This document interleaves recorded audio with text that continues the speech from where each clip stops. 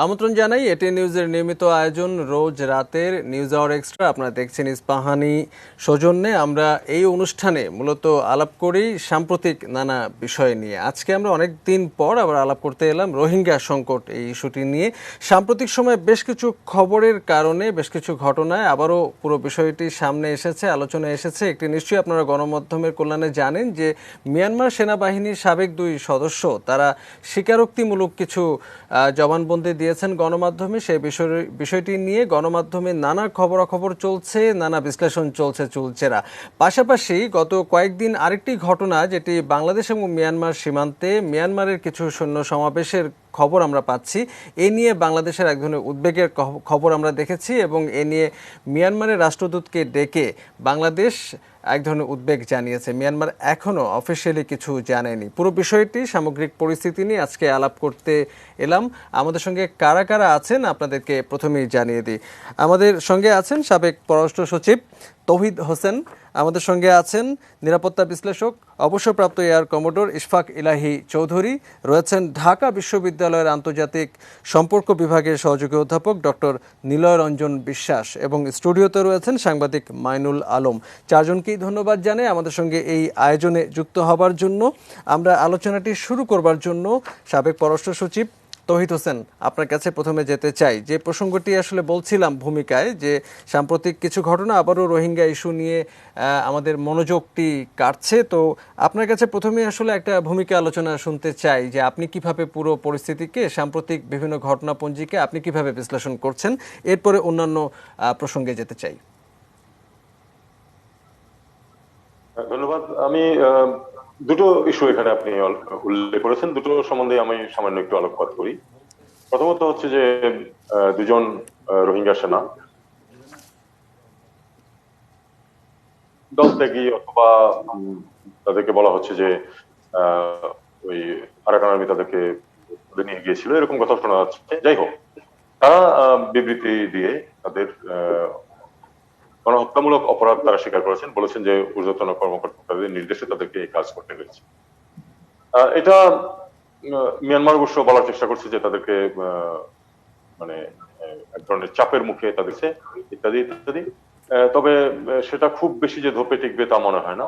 আর এই বিষয়টাতে মিয়ানমারের জন্য একটা অস্বস্তির কারণ নিঃসন্দেহে, যেহেতু বিশেষ করে যেহেতু এখন বিচারিক প্রক্রিয়া চলছে। একটা জায়গায় অবশ্য বিচারিক প্রক্রিয়া নিয়ে তারা স্বীকার করছে না, এই জন্য যে তারা আইসিসির সদস্য নয়, কিন্তু আইসিজে এর সদস্য। তো এই দুইজনের সাথেও গেছে, কিন্তু এটা আইসিজে তেও যেতে পারে। এবং এক্ষেত্রে যেহেতু পারপেট্রেটরদের পক্ষ থেকে সাক্ষী পাওয়া যাচ্ছে, এটা বিচারিক প্রক্রিয়ায় বেশ গুরুত্ব বহন করবে। এবং এর কারণেই মিয়ানমার সেনাবাহিনী এবং মিয়ানমার দেশটি এক ধরনের অস্বস্তিতে আছে বলে মনে হয়। দ্বিতীয় যে ঘটনাটির কথা উল্লেখ করেছেন আপনারা, সেটা হলো যে সীমান্তে তারা সেনা সমাবেশ এবং ট্রলারে করে টহল দিচ্ছে, এই ধরনের কথাবার্তাও আমরা জানতে পেরেছি। তো এ নিয়ে হয়তো নিরাপত্তা বিশ্লেষকরা আরো বেশি বলতে পারবেন। তবে আমি এটাকে যেভাবে দেখি সেটা হলো যে মিয়ানমার সেনাবাহিনী কিন্তু আনপ্রেডিক্টেবল সব কার্যকলাপ করে। তাদের কিন্তু আমরা তারা ঠিক কখন কি করবে এটা একটু পূর্বানুমান করা একটু কঠিন। তবে একটা বিষয়ে কোনো সন্দেহের সুযোগ নেই, সেটা হলো যে তাদের মূল লক্ষ্য হচ্ছে সময় ক্ষেপণ করতে থাকা, কালক্ষেপণ, যাতে করে যে কোনো ইস্যুই যখন খুব পুরনো হয়ে যায় তখন তার ধার কমতে থাকে। এইটাতে তারা বিশ্বাস করে। এবং তারা তো তাদের পক্ষ থেকে তারা যেটা করতে চেয়েছিল সেটা করে ফেলেছে, শুধু এটাকে টিকিয়ে রাখাই হলো তাদের এখন উদ্দেশ্য। এবং এটার কারণে তারা বিভিন্ন কিছু করছে। তার মধ্যে আমি মনে করি যে যেহেতু এখন তারা একটু একটা অস্বস্তিকর অবস্থায় আছে, হয়তো দৃষ্টি সরানোর জন্য তারা এই ধরনের কার্যকলাপ করতে পারে। তবে আমাদের এই নিয়ে খুব স্বস্তিতে থাকা উচিত হবে না, যেহেতু তারা একটা কিছু কার্যকলাপ চালাচ্ছে। আমাদের যে নিরাপত্তা বাহিনী যারা সেখানে আছে তাদেরও উচিত হবে এদিকে নজর রাখা এবং প্রয়োজনে ছোটখাটো পদক্ষেপ নেওয়ার জন্য প্রস্তুতি রাখা। আপনি ঠিক যেখানে শেষ করলেন আমি ঠিক এই প্রসঙ্গটি নিয়ে আবারও আপনার কাছে ফিরবো, তবে আপনি যেখানে ঠিক শেষ করলেন ঠিক সেই প্রসঙ্গটি নিয়ে ইশফাক ইলাহি চৌধুরী নিশ্চয়ই তার বিশ্লেষণ যোগ করতে চাইবেন। আমরা একটু ইশফাক আলী চৌধুরীর কাছেও যেতে চাই যে দুটো বিষয়, একটি হলো যে সাম্প্রতিক গত 2-3 দিন ধরে সীমান্তে মিয়ানমারের সৈন্যদের তৎপরতা, এবং এ নিয়ে আমরা শূন্যরেখায় যে রোহিঙ্গারা বাস করছেন তাদের মধ্যেও এক ধরনের উৎকণ্ঠার খবর পাচ্ছে, এক ধরনের আতঙ্কের খবর আমাদের কাছে আসছে।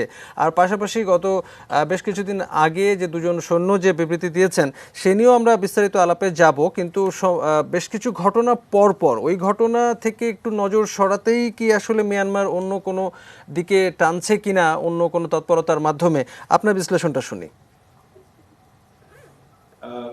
প্রথমত যে দুজন দলত্যাগী মায়ানমার সেনাবাহিনীর সদস্য, তারা সিপাহী র্যাঙ্কের প্রাইভেট, এবং তারা রাখাইন ফোর্সের কাছে গিয়েছিল। তারা আত্মসমর্পণ করেছে দলত্যাগী হিসাবে, এবং তারা মূলধারার সৈন্য নয়, তারা একটা মায়ানমারের শত শত মানে শতাধিক ট্রাইবস এর মধ্যে তারা একটা, এবং তারা প্রথম মানে তাদের ভিডিও ইয়েতে তাদের স্টেটমেন্টে খুব পরিষ্কার ভাবে তারা তারা কি করেছে, তাদের কমান্ডিং অফিসারের হুকুমে যে কয়েকটি গ্রাম তারা গুলিয়ে দিয়েছে এবং সেখানে রেপ হয়েছে, হত্যা হয়েছে, চাইল্ড বাচ্চাদেরকে মারা হয়েছে। তো এগুলোর খুব গ্রাফিক ডিসক্রিপশন, মানে খুব ডিটেইল ডিসক্রিপশন দিয়েছে, এবং এই স্টেটমেন্ট গুলো রেকর্ড করা হয়েছে খুব আন্তর্জাতিক মহলে। আমার সামনে যেটা আছে এই মুহূর্তে দেখছি 8ই সেপ্টেম্বর নিউ ইয়র্ক টাইমসে একটা অনেক ডিটেইলড একটা রিপোর্ট এসছে, যেটা অত্যন্ত স্ট্রংলি আমার মনে হয় বোধ আইসিসি এবং আইসিজেতে আমার যেসব মায়ানমারের বিরুদ্ধে যেসব অভিযোগ খাড়া করা হয়েছে সেখানে এগুলোকে ব্যবহার করা যেতে পারে।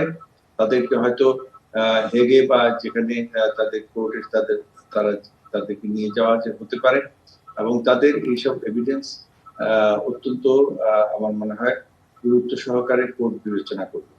তবে ইতিমধ্যে রয়টারের এবং বিবিসির কিছু সাংবাদিকের যেসব খবর আসছে, আর তাছাড়া এই যে তারা বিভিন্ন গ্রামে গিয়ে দেখেছে যে আমাদের সীমান্তের অত্যন্ত নিকটে গুথিডং এলাকায় যেসব জায়গায় আমাদের রোহিঙ্গা মুসলমানদের গ্রামগুলো ছিল সেগুলো তো পুড়িয়ে দেওয়া হয়েছে, এবং সেখানে টেম্পোরারি শেল্টার বানানো হয়েছে, এবং সেগুলোর ছবিও বিবিসি নিউজ এগুলো আসছে যে, এবং তার পাশেই কিন্তু বৌদ্ধদের গ্রামগুলো সেগুলো সম্পূর্ণ আনটাস্ট রয়ে গেছে, এবং মুসলমানদের যে গ্রামগুলো ছিল সেগুলো পুড়িয়ে দেওয়া হয়েছে। তো এই পুরানোর দৃশ্যটা কিন্তু আপনি এখনো আজকেও, আমি কিছুক্ষণ আগে গুগল আর্থে গিয়ে দেখছিলাম যে সমস্ত বাংলাদেশ সীমান্তের অতি সন্নিকটে এই বুথিডং ধরে সমস্ত সীমান্ত জুড়ে গ্রামগুলো যে পুরানো হয়েছে, এবং সেগুলো এখন পর্যন্ত আজকে প্রায় দেখেন 3 বছরের বেশি হয়ে গেল, কিন্তু কালো পুরানো দাগ পরিষ্কার আছে, এবং কোনো কোনো ইয়েতে নতুন স্থাপনা বসানো হয়েছে যে তারা যেন ফিরে আসে। এই ধরনের ক্যাম্পগুলো বানানো হয়েছে, কিন্তু সেগুলো কিন্তু গ্রামের উপরেই বানানো হয়েছে, যদিও এগুলো গ্রামের এখন আর ঘর বাড়ির অস্তিত্ব নেই, কিন্তু পোড়া মাটির চিহ্ন এখনো আছে। এটা তো একটা জিনিস যেটা আমার মনে হয় ইতিমধ্যে মায়ানমার সরকার, বিশেষ করে তাদের সামরিক সরকার এবং অং সান, তারা ইয়েতে থাকবে, চাপে আছে। তো এগুলো এভিডেন্স খুব আমাদের কাজে লাগবে, এবং এই চাপের মুখে রেখে আমার মনে হয় তাদের সেনাবাহিনী একটা ডাইভার্সনারি ট্যাকটিক্স, যেটাকে আমরা বলি, মূল যে ঘটনা রোহিঙ্গা উদ্বাস্তুদের বাংলাদেশে আসা এবং তাদের রিপ্যাট্রিয়েশন, শান্তিপূর্ণ রিপ্যাট্রিয়েশন এবং তাদের যে অধিকার ফিরিয়ে দেওয়া, এগুলো থেকে দৃষ্টি এড়ানোর জন্য একটা সাংঘর্ষিক পরিবেশ সৃষ্টি করতে তারা চেষ্টা করবে সীমান্ত অঞ্চলে। তবে আমি কনফিডেন্ট যে এখন বাংলাদেশ সেনাবাহিনীর ওই এলাকায় প্রস্তুতি যথেষ্ট আছে। আমরা রামুতে পুরো একটা ডিভিশন আমার আছে, এবং কক্সবাজার বিমানবন্দরে এখন আমরা যে কোনো সময় আমাদের ফাইটার এয়ারক্রাফট মুভ করতে পারি। আমাদের নৌবাহিনী প্রস্তুত আছে।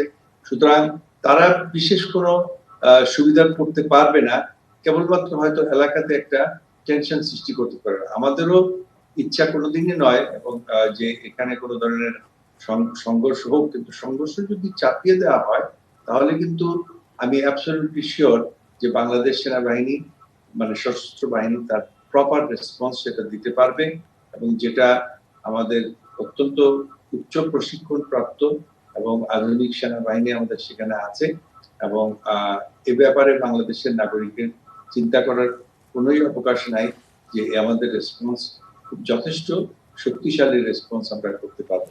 কিছুক্ষণ আগে সাবেক পররাষ্ট্র সচিবও কিন্তু ঠিক এরকম একটি বলছিলেন যে যে পরিস্থিতি তৈরি হচ্ছে মিয়ানমারের ওখানে সৈন্য সমাবেশ এবং তৎপরতা, তাতে আসলে বাংলাদেশের স্বস্তিতে থাকবার কোনো কারণ নেই, এবং সেখানে যদি প্রয়োজনীয় ছোটোখাটো কোনো ব্যবস্থা নিতে হয় তাহলে সেটিও নেবার কথা ভাবা যেতে পারে। আপনার কাছে একটু জানতে চাই যে পরিস্থিতিকে আসলে সত্যি সত্যি সংঘাত মুখর দিকে যাবার ঝুঁকি আছে কিনা। গত 3 বছরে কিন্তু মিয়ানমার এ ধরনের অনেক পরিস্থিতি বা যেটাকে একটু উস্কানি বলা হয়ে থাকে সে ধরনের অনেক পরিস্থিতি কিন্তু তৈরি হয়েছিল, কিন্তু বাংলাদেশ সেটাই এক ধরনের ঠান্ডা মাথায় কিন্তু পুরো ব্যাপারগুলো সামাল দিয়েছিল। তো এবারও হয়তো মিয়ানমার হয়তো এই ধরনের উস্কানি বা কিছু দিচ্ছে কিনা, এবং বাংলাদেশের আসলে এখানে বাংলাদেশের প্রস্তুতি হয়তো ভালো, কিন্তু করণীয়টা আসলে কি থাকবে কিছুটা অহিংস বা সংঘাতবিহীন পরিস্থিতি যদি বজায় রাখতে হয়? আমি বলবো যে আমরা কখনোই সংঘাতে যেতে চাইবো না, কারণ ওই যে দৃষ্টি এড়ানোটার জন্য আমাদের সতর্ক থাকতে হবে। কিন্তু বাংলাদেশের স্বাধীনতা, সার্বভৌমত্ব এবং আমাদের যে মানে ন্যাশনাল প্রাইড যেটা, সেটা কখনোই আমি কম্প্রোমাইজ হতে দিব না, এবং অন্তত আমার তাই মনে হয়। এবং আমাদের আমি শিওর নিশ্চিত যে আমাদের সেনাবাহিনীও সে ব্যাপারে সচেষ্ট আছে যে যতটুকু রেসপন্স আমাদের দরকার, তারা যদি ধরেন আমাদের সীমান্ত অতিক্রম করে আমাদের কোনো কিছুতে অনুপ্রবেশ করতে চায়, সেটাকে প্রথমত আমাদের ইভেন আমাদের যে বিজিবি আছে, বর্ডার গার্ড বাংলাদেশ, তারাও এখন কিন্তু অনেক বেশি শক্তিশালী, এবং তাদের এই যে বর্ডার পুলিশকে প্রতিহত করার মতো শক্তি তাদের যথেষ্ট আছে। কিন্তু যদি সেখানে ডাইরেক্টলি মায়ানমার সেনাবাহিনী অনুপ্রবেশ করতে চায় তাহলে কিন্তু আমরা খুব দ্রুত সেখানে একটা রেসপন্স, একদম মেজার্ড রেসপন্স যাকে আমরা বলি, যতটুকু প্রয়োজন ততটুকু রেসপন্স দেওয়ার মতো ক্ষমতা বাংলাদেশ সরকার আছে। এখন সেটা বাংলাদেশ সশস্ত্র বাহিনী আছে, এবং সেটাকে ব্যবহার করার অফকোর্স সম্পূর্ণ দায়িত্ব বাংলাদেশ সরকারের উপর। তারা নিশ্চয়ই সেটা বিচার বিবেচনা করে যতটুকু করা দরকার সেটা করতে পারে। কিন্তু আমি মনে করি যে যেটাকে আমরা বলি ফ্ল্যাগ প্রদর্শন, আমাদের পতাকা আমাদের তাদের মানে প্রদর্শন করতে হবে, সেটা জলে স্থলে অন্তরিক্ষে আমরা জানিয়ে দিব যে আমরা সতর্ক আছি, প্রস্তুত আছি। এইটুকু আমাদের করা আমার মনে হয় প্রয়োজন। ধন্যবাদ। গত 3 বছরে আসলে এই পরিস্থিতি বাংলাদেশের জন্য হয়তো এক ধরনের প্রস্তুতি বা অন্যভাবে পুরো ব্যাপারটিকে দেখা নতুন দৃষ্টিকোণ, এরকম আসলে পরিস্থিতিও কিছুটা বদলেছে। আপনার কাছে আরও কয়েকটি প্রসঙ্গ নিয়ে অবশ্যই ফিরবো। আমরা একটু ডক্টর নিলয় রঞ্জন বিশ্বাসের কাছে যাব, যে প্রসঙ্গে আমরা আলোচনা এরই মধ্যে এগিয়ে নিয়ে চলেছি। যে একটা বিষয় হচ্ছে যে রোহিঙ্গা প্রত্যাবাসন, একটি হচ্ছে যে মিয়ানমারের বিরুদ্ধে যে আন্তর্জাতিক অপরাধ আদালত তারা এক ধরনের তদন্ত করছে, এর মাঝখানে দলত্যাগী 2 জন সেনা সদস্য এক ধরনের স্বীকারোক্তি কথা আমরা শুনলাম গণমাধ্যমে। পাশাপাশি সাম্প্রতিক যে আবার সেখানকার সৈন্য সমাবেশের কথা আমরা শুনতে পাচ্ছি গণমাধ্যমে সীমান্ত এলাকায়। তো সব মিলিয়ে আসলে পরিস্থিতি প্রতিনিয়ত রং বদলাচ্ছে, এবং মিয়ানমারের উদ্দেশ্যও তো আমাদের কাছে বহু আগে থেকে পরিষ্কার যে তারা সময় ক্ষেপণ করতে চায় নানা কৌশলে, নানা কায়দায়। তো সাম্প্রতিক যে পরিস্থিতিতে আমরা এই মুহূর্তে আছি, সেই পরিস্থিতিতে আমরা দু ধরনের দৃষ্টিকোণ থেকে কিছু বিশ্লেষণ শুনলাম, আরও শুনবো। আপনার কাছে কি মনে হচ্ছে? ধন্যবাদ। আপনি যথার্থ বলেছেন যে আসলে মায়ানমারের যে রাষ্ট্রের প্রকৃতি, সেই প্রকৃতিতে আমাদের মনে হয় যে এরকম একটি জায়গায় বা এরকম একটি পরিস্থিতিতে মায়ানমার হয়তো বা এভাবেই অ্যাক্ট করবে। কারণ পরিস্থিতিটা কি, আমার পূর্ববর্তী শ্রদ্ধেয় বক্তা সেটা খুব সুন্দর করে বলে গেছেন। তার সাথে আমি যে ডাইমেনশনটা অ্যাড করতে চাই সেটা হচ্ছে মায়ানমারে নভেম্বরে ইলেকশন, জাতীয় ইলেকশন হয়েছে, যেখানে অং সান সুচির দল এবং এখনকার যে ধরনের রাষ্ট্র ব্যবস্থা এবং সরকার ব্যবস্থা, তার এক ধরনের আমরা হয়তো বা পুনরাবৃত্তি দেখতে পাবো। সেটা জনগণের ম্যান্ডেট কিভাবে প্রতিফলিত হয়, এই নির্বাচনের বিষয়টাকে মাথায় রেখে, এবং একই সাথে সৈন্য 2 জন সৈন্য যারা এখন নেদারল্যান্ডসে রয়েছে তাদের যে বিষয়টা, আরাকান আর্মির তৎপরতা এবং এই সবকিছু মিলিয়ে মনে হচ্ছে যে সরকারের যে পুরোপুরি নিয়ন্ত্রণ মায়ানমারের এই বেল্টটাতে, অর্থাৎ রাখাইন বা আরাকান রাজ্যের যে বেল্টটাতে রয়েছে, সেটা মায়ানমার গভর্নমেন্ট পুনরায় সেটা আবার সেটা দেখাতে চায়। এবং মায়ানমার যেরকম রাষ্ট্র, যেটাকে আমি আমার বিভিন্ন লেখায় বলেছি গ্যারিসন স্টেট, অনেকে রোগ স্টেট বলে থাকেন, সো এই রকম রাষ্ট্র আসলে এইভাবেই সাধারণত বিষয়গুলোকে দেখবে। আমরা মানে ন্যাচারালি যে ধরনের রাজনৈতিক বা ডিপ্লোম্যাটিক অ্যাপ্রোচেস গুলো ফলো করে থাকি মনে করি, সেটা আসলে মায়ানমারের কাছ থেকে আমাদের আশা করা উচিত না, যেটা হয়তো বা আমরা গত 3 বছরে বুঝতে পেরেছি। আমাদের বিভিন্ন এক্সপার্ট যারা রয়েছেন সরকারে এবং সরকারের বাইরে, তারা সেটা বুঝতে পেরেছেন। সো এরকম একটা পরিস্থিতিতে আসলে আমাদের কি করণীয় সেটা একটা গুরুত্বপূর্ণ বিষয়। আন্তর্জাতিকভাবে আমাদের যে ডিপ্লোম্যাটিক অ্যাপ্রোচেস গুলো ছিল সেটা আমাদের ডেফিনেটলি বাড়াতে হবে, এবং বাংলাদেশ সরকারও মায়ানমারের রাষ্ট্রদূতকে যে ডিউ প্রোটোকল ফলো করে সামন করেছেন, আমার মনে হয় যে এই বিষয়টাকে নিয়মিত জারি রাখা এবং এটাকে অবজার্ভ করা এবং সার্ভেলেন্স করা, এবং সেটার জন্য নিরাপত্তা বাহিনী নিশ্চয়ই সীমান্ত এলাকায় এখানে কঠোর অবস্থান গ্রহণ করেছেন এবং আরো করবেন। তো আমার মনে হয় যে এই বিষয়টা একেবারেই আমাদের পুরোপুরি নখদর্পণে থাকা উচিত এবং প্রত্যক্ষ সার্ভেলেন্সে থাকা উচিত, যে আসলে সেখানে কি ঘটনা ঘটছে বিভিন্ন তথ্যের মাধ্যমে আমরা যতটুকু জানতে পারি সেটা আমাদের বোঝা উচিত। তবে যেটা আমাদের বোঝা প্রয়োজন একটা তথ্য, সেটা হচ্ছে যে আমাদের এখানে প্রায় 10 লাখ রোহিঙ্গা জনগোষ্ঠী রয়েছে, কিন্তু এখনো 6 লক্ষ বা ততোধিক রোহিঙ্গা জনগোষ্ঠী মায়ানমারে রয়েছে। এবং এই জনগোষ্ঠী নিয়ে আসলে মায়ানমার রাষ্ট্রের ভবিষ্যৎ করণীয় কি? মায়ানমার কি আন্তর্জাতিক বিচার আদালতের যে প্রভিশনাল স্টেটমেন্ট রয়েছে সেটা মেনটেন করে তারপরে সেখানে এক ধরনের স্থিতি অবস্থা বজায় রাখবে, নাকি ভবিষ্যতে এমন একটি সিচুয়েশন তৈরি হতে পারে যে সিচুয়েশনে হয়তোবা এই 6 লক্ষ জনগোষ্ঠীকেও এক ধরনের পুশব্যাক করার মানে পরিস্থিতি মায়ানমার সরকার তৈরি করবে? সেই বিষয়ে আমার মনে হয় যে বাংলাদেশ এবং বাংলাদেশের সাথে যারা আন্তর্জাতিক সহযোগী রাষ্ট্র রয়েছে তাদের এখানে কঠোর ভূমিকা রাখা উচিত, এবং এটা পরিপূর্ণভাবে মায়ানমারকে এখানে এক ধরনের ডিপ্লোম্যাটিক প্রেসারের মধ্যে রাখা উচিত, যাতে করে কখনোই সেখানে অবস্থা আরো বেশি ডেটোরিয়েট না করে, মিলিটারিলি স্কেলেট না করে, এবং সেখানকার অবস্থা যাই হোক না কেন, মিলিটারি সমাবেশ হোক বা যে বিষয়গুলো এখানে আমরা দেখছি এখন, সেগুলো যেন ভবিষ্যতে কখনোই আর এই ধরনের নিধনযজ্ঞে না আসতে পারে। সেই বিষয়টা আসলে আন্তর্জাতিক সম্প্রদায়কে খুব ভালোভাবে লক্ষ্য রাখতে হবে। এটা শুধুমাত্র বাংলাদেশের কনসার্ন না, বাংলাদেশ নেইবারিং স্টেট, এটা অবশ্যই খুব গুরুত্বপূর্ণ, বাট এটি আন্তর্জাতিক সমস্ত দেশগুলো যারা এখনো এগিয়ে আসেনি তাদেরকে এটা মাথায় রাখতে হবে। এবং আপনারা নিশ্চয়ই এটা মিডিয়াতে আপনারাও প্রচার করেছেন, আসিয়ান এখানে একটি বক্তব্য দিয়েছে, বাংলাদেশের প্রধানমন্ত্রী মাননীয় প্রধানমন্ত্রী আছে তুরস্কের রাষ্ট্রপতির কাছে অনুরোধ জানিয়েছেন যে রোহিঙ্গার এই বিষয়টি সমাধানে তুরস্কেরও ভূমিকা রয়েছে।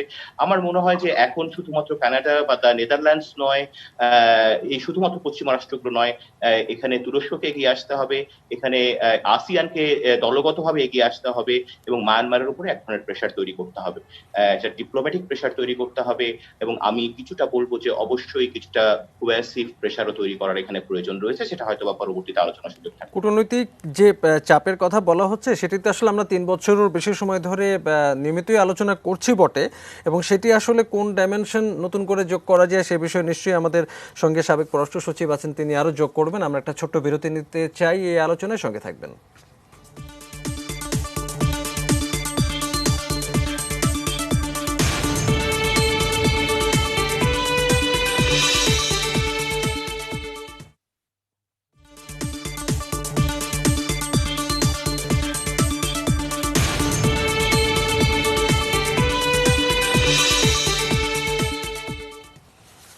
ইস্পাহানি নিউজ আওয়ার এক্সট্রা আলাপ করছি রোহিঙ্গা সংকট নিয়ে। 4 জন অতিথি আমাদের সঙ্গে আছেন। আমরা এই পর্যায়ে যেতে চাই, সাংবাদিক মাইনুল আলম আমাদের সঙ্গে স্টুডিওতে আছেন। মাইনুল আলম, আমরা আসলে যে আলোচনায় ছিলাম আসলে সেইটি বেশ অনেক দূর, নানা দৃষ্টিকোণও আমরা পেলাম, নানা বিশ্লেষণ আমরা পেলাম, এবং সাম্প্রতিক সময়ে বেশ কয়েকটি ঘটনা আবারও রোহিঙ্গা ইস্যুটিকে আবারও সামনে আনছে এবং এক ধরনের উদ্বেগও ফেলছে, যেটি আমরা আবারও দর্শকদের জন্য মনে করিয়ে দিই যে একটি হচ্ছে 2 জন দল ত্যাগী সাবেক সেনা সদস্য মিয়ানমার সেনাবাহিনীর, তারা এক ধরনের স্বীকারোক্তি দিয়েছেন গণমাধ্যমে যে কিভাবে নির্যাতন হয়েছে এবং তারা কিভাবে অংশ নিয়েছেন। সাম্প্রতিক সময় আমরা দেখছি যে দুটো ঘটনা, যে সীমান্ত এলাকায় মিয়ানমার সৈন্য সমাবেশ করছে এবং মিয়ানমারের রাষ্ট্রদূতকেও তলব করে ব্যাখ্যা চাওয়া হয়েছে। তো এর পাশাপাশি যেটা নিয়ে একটু বড় করে আলোচনা করব সেটি আরেকটি হচ্ছে যে আন্তর্জাতিক অপরাধ আদালতের এই পুরো বিচারিক প্রক্রিয়াটি বাংলাদেশে স্থানান্তর করা যায় কিনা এই বিষয়ে একটি আবেদন সম্প্রতি জমা পড়েছে। এই ঘটনাগুলো মিলিয়ে আবারও আলোচনায় রোহিঙ্গা সংকট। তো আমরা যে বিষয়টি সাম্প্রতিক যেটি আলোচনা করছিলাম, যে মিয়ানমারের তৎপরতা সীমান্ত এলাকায়, যে ব্যাপারটি এক ধরনের উদ্বেগ তৈরি করছে, এক ধরনের টেনশন তৈরি করছে, উস্কানিও বটে। এবং সাবেক পররাষ্ট্র সচিব তৌহিদ হোসেন অনেক কিছু কথা যোগ করলেন এবং নিরাপত্তা বিশ্লেষক ইশফাক ইলাই চৌধুরীও নানা ডাইমেনশন দিলেন। আপনার বিশ্লেষণটা একটু শুনবো। সেই বিশ্লেষণটা বলতেই হয়, 3 বছরের যে ঘটনা প্রবাহ সেটা তো আমরা অনেক আলোচনা করেছি, আমরা অনেক কথা বলেছি, সরকারও বিভিন্নভাবে কাজ করে যাচ্ছে। সর্বশেষ যে আন্তর্জাতিক মহলের সম্পৃক্ততা কিংবা জনমতের কথা বলতে পারেন, সেটা জাতিসংঘে বিভিন্ন ফোরামে হয়েছে। নিরাপত্তা পরিষদ, মানবাধিকার কমিশন, সাধারণ পরিষদ, তৃতীয় কমিটি, সব জায়গায় হয়েছে। একটা ডেভেলপমেন্ট কিংবা একটা মতবাদ আজকে দুপুরে হয়েছে জেনেভায় জাতিসংঘ মানবাধিকার কমিশনের সদর দপ্তরে। ওখানে high commissioner for human rights উনি বলেছেন, মিস্টার মিশেল বেশলেট, উনি বলেছেন যে মিয়ানমারকে আবারও অভিযুক্ত করে বলেছেন যে মিয়ানমারের অ্যাকাউন্টেবিলিটি, এই যে গণহত্যা, যে মানবাধিকার হরণ, জ্বালাও পোড়াও, হত্যাকাণ্ড, নিপীড়ন যা হয়েছে, বিতাড়ন যা হয়েছে, এটার একটা অ্যাকাউন্টেবিলিটি মিয়ানমারকে করতেই হবে। এবং বলেছে যে action must be taken for violation of rights, of human rights, civil rights, এটার উপর আবার জোর দিয়েছে। আপনি জানেন মানবাধিকার কমিশনের তৎকালীন প্রধান বলেছিলেন যে textbook of human rights violation আর জেনোসাইডের কথা বলেছেন।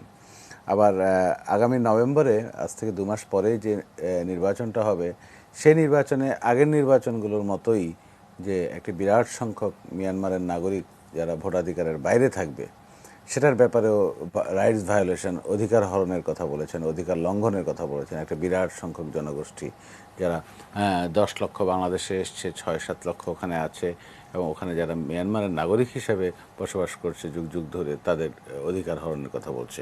এবং যেটা কফি আনান কমিশনের রিপোর্টে ছিল, ওদের রাইটস ফিরিয়ে দেওয়া, ফ্যাক্টস ফাইন্ডিং মিশনের রিপোর্ট ছিল, র্যাপোর্টিয়ারের রিপোর্টে ছিল, সব ধরনের কাজগুলোতে এটা হয়েছে। এখন মিয়ানমারের উপর কিভাবে এটা সমাধান হবে কিংবা করবে? মিয়ানমার এমন একটি রাষ্ট্র, এর আগে 17 বার হেলিকপ্টার মুভমেন্ট করেছে বাংলাদেশের আকাশসীমা লঙ্ঘন করে। 2017 সালের শুরু থেকে শেষ পর্যন্ত 18 সালের বিভিন্ন সময় 17 বার আকাশসীমা লঙ্ঘন করে বাংলাদেশে আকাশসীমায় এসেছে এবং টহল দিয়েছে বিনা উস্কানিতে। সৈন্য সমাবেশ ঘটানোর কোনো সুযোগ নেই, কোনো পয়েন্ট নেই। ওখানে সীমা অতিক্রম করে বাংলাদেশ অভিমুখে সৈন্য সমাবেশ ঘটেছে, যেটা সর্বশেষ গত 11 তারিখ শুক্রবার করেছে, এবং যার কারণে বাংলাদেশ প্রতিক্রিয়া দেখিয়েছে, প্রতিবাদ করেছে। এখন মিয়ানমার এমনভাবে কাজ করছে, বাংলাদেশকে ইঙ্গিত করে উস্কানিমূলক পদক্ষেপ নিচ্ছে, আর বাংলাদেশ করছে কি, কূটনৈতিক পদক্ষেপ নিচ্ছে। এই করণীয়, এর বাইরে আর আমি মনে করি না যে কোনো পদক্ষেপ, উস্কানির পাল্টা উস্কানির জবাব নেওয়ার কোনো প্রয়োজন আছে। কারণ হচ্ছে বাংলাদেশের সাথে পুরো বিশ্ব আছে, পশ্চিমারা আছে, বড় বড় রাষ্ট্রগুলো আছে, প্রতিবেশী দেশও কোনো কোনো ক্ষেত্রে আছে। ব্যাপারটা হচ্ছে বাংলাদেশ এই রোহিঙ্গা ইস্যুতে অলওয়েজ, সর্বদাই হোলিস্টিক অ্যাপ্রোচে গেছে, এবং উস্কানির পাল্টা উস্কানি কিংবা উস্কানির পাল্টা অ্যাকশনের পাল্টা রিয়াকশান দেখানো, এটা এখন কূটনৈতিক প্রচেষ্টাগুলো কতটুকু ফল দেবে আপনাকে? এই 3 বছরে আমাদের রিপাট্রিয়েশন যাই বলেন, রোহিঙ্গাদের ফিরিয়ে নেওয়া, কিছুই হয় নাই। কিন্তু কিছু কাজ হয়েছে, চুক্তি হয়েছে, আলোচনা হয়েছে। গত 1 বছর তো কোনো আলোচনাই নেই, বলতে গেলে 1 বছর আলোচনা নাই। এবং এবছর ধরে নেওয়া হয়েছিল কিছু প্রত্যাবাসন হবে, করোনার কারণে হয়নি, এবং ওদের নির্বাচন হবে, এই কারণে হচ্ছে না নভেম্বর ডিসেম্বর, এবং আগামী বছরের শুরু ছাড়া কোনো আলোচনা হবে বলে আমি দেখি না। এর মধ্যে আন্তর্জাতিক বিচার আদালতের সিদ্ধান্ত আমরা পেয়েছি। কয়েকটি ঘটনা ঘটেছে, যেমন 2জন মিয়ানমারের সেনা গিয়ে বলেছে, ভিডিও কনফারেন্সের মাধ্যমে বলেছে নির্যাতনের বিবরণ। 2জন মিয়ানমারের সেনা গিয়ে বলেছে যে পুরোপুরি বিবরণ দিয়েছে কিভাবে তারা 2017 আগস্ট সেপ্টেম্বরে নির্যাতন, নিপীড়নে অংশগ্রহণ করেছিল, এবং তাদের মতো অন্য সেনারাও একই কাজ করেছে। সুতরাং প্রমাণ বলেন কিংবা তথ্য প্রমাণ, এগুলোর সবই আছে, কিন্তু ব্যাপারটা হয়ে গেছে, আমি মনে করি আমরা কিছু তৃতীয় পক্ষ এখানে দাঁড়িয়ে গেছে এই বাংলাদেশ মিয়ানমারের আলোচনা কিংবা প্রত্যাবর্ষণ কাজে দাঁড়িয়ে গেছে। সেই কাজগুলো, সেই তৃতীয় পক্ষকে গত বছর সেপ্টেম্বরে, আজ থেকে ঠিক এক বছর আগে জাতিসংঘে আলোচনা হয়েছিল। জাতিসংঘ সাধারণ পরিষদের ফাঁকে বাংলাদেশের পররাষ্ট্রমন্ত্রী, ভারতের পররাষ্ট্রমন্ত্রী এবং চীনের পররাষ্ট্রমন্ত্রী, উদ্দেশ্য ছিল যে চীন সম্পৃক্ত হয়ে এই প্রত্যাবর্ষণ কাজটা ত্বরান্বিত করবে এবং চীন মধ্যস্থতা করবে। সেটাও বাংলাদেশ অংশ নিয়েছে এবং বাংলাদেশ কাজ করেছে, কিন্তু সেটাও অগ্রগতি হয়নি। ওই বৈঠকের পর কিছুটা আলোচনা শুরু হলেও এটা একটা উন্নত সন্তোষজনক পর্যায়ে যেতে পারেনি। ব্যাপারটা হয়ে গেছে এখানে যত বড় মধ্যস্থতা বলেন আর যত বড় মাঝখানে রেফারির ভূমিকা কিংবা ক্রীড়নক হিসাবে যদি কেউ আসে, সেটা আমি মনে হয় না এখানে খুব ফললাভ হবে। সেটাই আমি দেখছি। কারণ হচ্ছে রাষ্ট্রটি হচ্ছে মিয়ানমার। বাংলাদেশ যতই খুব ধীর স্থির টু দ্য পয়েন্ট কিংবা সেই কেসটা ইস্যু করে তুলছে এবং আলোচনা করছে, প্রতিপক্ষ মিয়ানমারের সেই চারিত্রিক বৈশিষ্ট্য কিংবা কথা দিয়ে কথা রাখা কিংবা আলোচনাগুলো চালিয়ে যাওয়া কিংবা প্রত্যাবাসনের ফিরিয়ে নেওয়ার মানসিক প্রস্তুতি কিংবা বাস্তব প্রস্তুতি নিয়ে যে কাজটা এগিয়ে নেওয়া, সেই দিকটা আমরা দেখছি না। তাহলে কি করণীয়? এখন চাপ এবং অ্যাকশন, সেটাই বা বিশ্ব সম্প্রদায় কতটুকু দিতে পারবে? জাতিসংঘ মানবাধিকার কমিশন সহ বিভিন্ন ফোরামে, ইউরোপীয় ইউনিয়ন, যুক্তরাষ্ট্র, যুক্তরাজ্য, কানাডা, যত দেশ বলেন, সবাই মিলে বলছে, বিভিন্ন ব্যবস্থা নিচ্ছে, স্যাংশন দিয়েছে, সেনা কর্মকর্তাদের বলতে, সেনা নেতৃত্বের বিরুদ্ধে অবরোধ আরোপ হয়েছে, নিষেধাজ্ঞা হয়েছে, তারপরে হচ্ছে না। ব্যাপারটা হচ্ছে এই সংকটটা আমাদের জিয়ে আছে, জিয়ে থাকবে এবং নতুন করে কিছুদিন পর পর এই ধরনের উস্কানির ঘটনা ঘটবে। এক্ষেত্রে আমরা আজকের যেই সীমান্ত এলাকার যে পরিস্থিতি আমরা খবর পেয়েছি, সেটা হচ্ছে যে আমাদের সীমান্তরক্ষী বাহিনী বিজিবি টহল জোরদার করেছে এবং যে কোনো ধরনের মাঠ পর্যায়ে, সীমান্ত পর্যায়ে যে কোনো ধরনের উস্কানি, অনুপ্রবেশ কিংবা সীমা লঙ্ঘন, সীমানা অতিক্রম করার ঘটনাগুলো এটা রুখে দিবে কিংবা সেটা প্রতিহত করবে, এমন প্রস্তুতি বাংলাদেশ নিয়েছে। আর শ্রদ্ধেয় ইশফাক এলাহি চৌধুরী, উনি তো বললেনই আমাদের ওই এলাকার সক্ষমতা, আমাদের সামরিক সক্ষমতা, আমাদের এয়ারপোর্ট কিংবা যুদ্ধ বিমানের পরিচালনার সক্ষমতা, সেটা আমাদের সামর্থ্য অনুযায়ী আমরা করছি।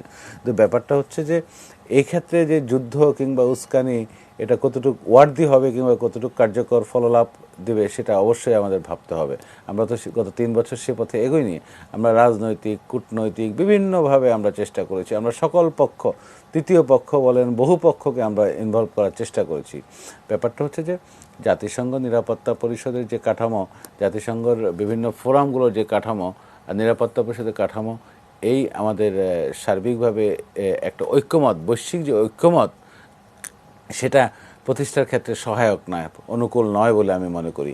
এটা আমরা দেখে আসছি, বারবার নিরাপত্তা পরিষদে যাচ্ছে, কিন্তু সেটা সর্বসম্মত আকারে বেরিয়ে আসছে না।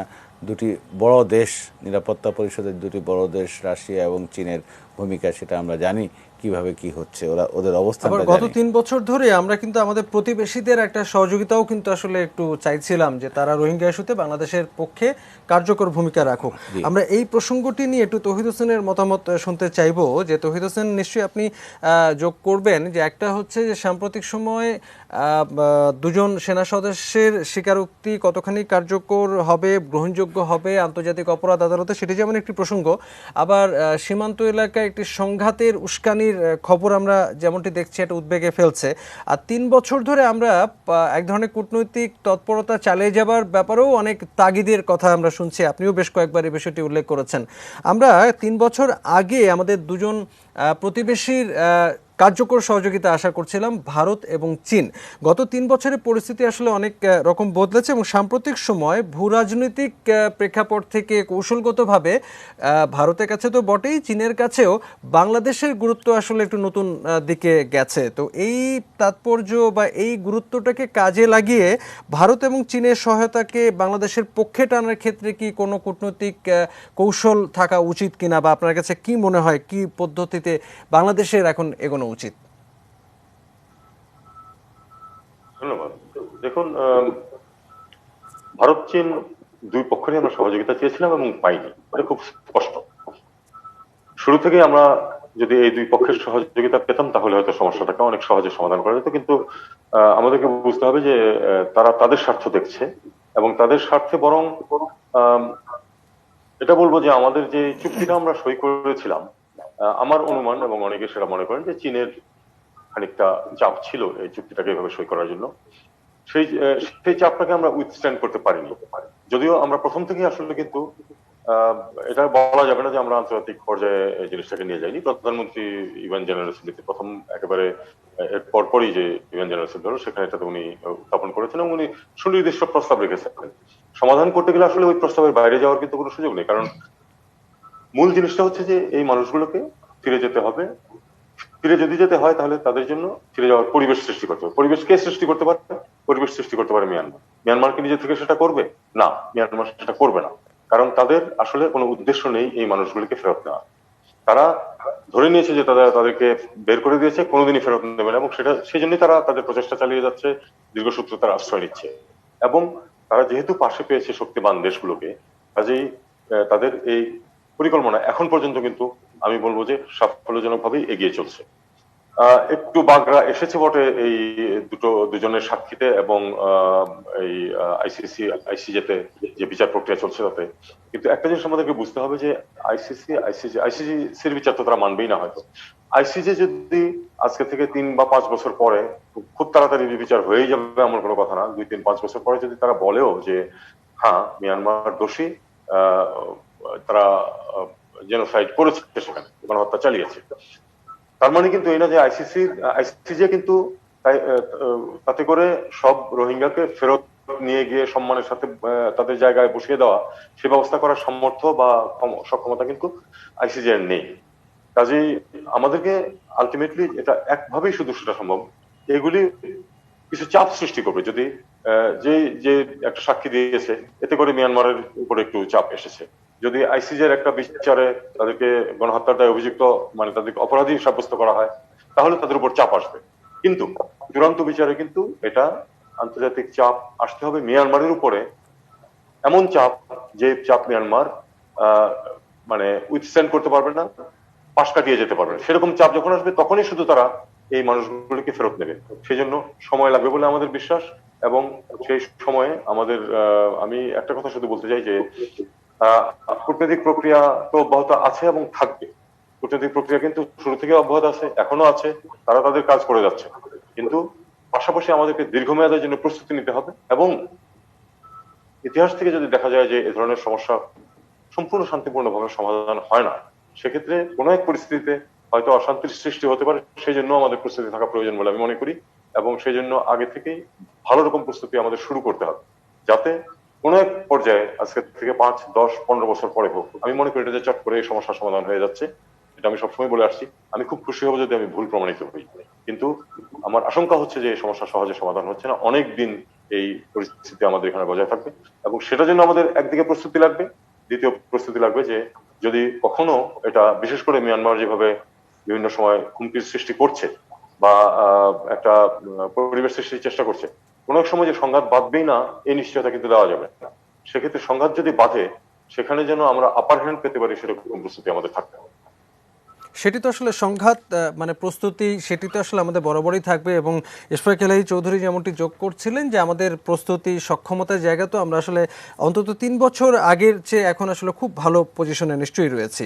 কিন্তু আমরা যদি একটু এই অঞ্চলের আঞ্চলিক রাজনৈতিক প্রেক্ষাপটগুলো যদি বিবেচনা করি এবং প্রতিবেশী দেশগুলোর মধ্যে যে সম্পর্ক বা বিভিন্ন স্বার্থের সুরক্ষার বিষয়গুলো যদি আমরা বিবেচনা করি, এবং সাম্প্রতিক কিছু কূটনৈতিক তৎপরতা, যে ভারতের পররাষ্ট্র সচিব একটি সফরে এসেছিলেন, খুব ঝটিকা সফরে বাংলাদেশে তিনি ঘুরে গিয়েছিলেন, এবং চীনের সঙ্গেও বাংলাদেশের বিভিন্ন আদান প্রদান সম্পর্ক আরও জোরদার হচ্ছে। ফলে এই আঞ্চলিক প্রতিবেশীদের সঙ্গে সম্পর্ক উন্নয়নের বিষয়টিকে বিবেচনায় রেখে বা কাজে লাগিয়ে মিয়ানমারের উপর চাপ তৈরির ক্ষেত্রে বাংলাদেশের কি বিশেষ কোনো কৌশল নেওয়া উচিত কিনা, আপনার বিশ্লেষণ? এটা বিষয়টা হচ্ছে এরকম যে যেহেতু চীন এবং ভারতের মধ্যে একটা সংঘাতময় পরিবেশ এখন বিরাজ করছে, এই কারণে দুই পক্ষই চাইছে যে আমরা যেন অন্তত বিরোধী পক্ষের সমর্থক হয়ে না যাই, এটা তারা চাইবেই।